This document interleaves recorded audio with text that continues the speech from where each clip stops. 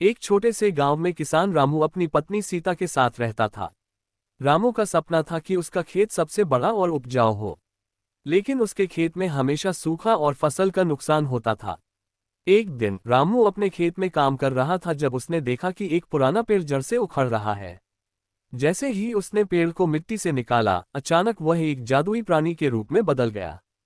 प्राणी ने कहा, मैं तुम्हें 3 मौकों पर मदद कर सकता हूँ। रामू ने पहले मौके के लिए कहा, मैं चाहता हूं कि मेरे खेत में हमेशा पर्याप्त बारिश हो।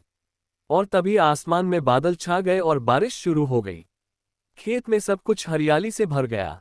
दूसरे मौके के लिए रामू ने कहा, मुझे अच्छी फसल चाहिए।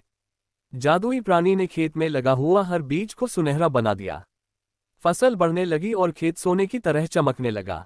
लेकिन जब रामू ने तीसरे मौके के लिए कहा, मैं बहुत अमीर बनना चाहता हूं, तब जादुई प्राणी ने कहा, ध्यान रखना, धन और संभावनाओं के साथ जिम्मेदारियां भी आती हैं। रामू ने सोचा और कहा, मैं बस चाहता हूं कि मेरे गांव वाले भी खुश रहें। इसके बाद जादुई प्राणी ने उसे एक सोने की खदान में पहुंचाया। रामू ने अपने मित्र मोहन के साथ मिलकर गांव में खुशहाली फैलाने का निर्णय लिया। उन्होंने खदान से मिले सोने का उपयोग गांव के स्कूल, अस्पताल और अन्य सुविधाओं के लिए किया। गांव के लोग रामू और मोहन के प्रति आभारी थे।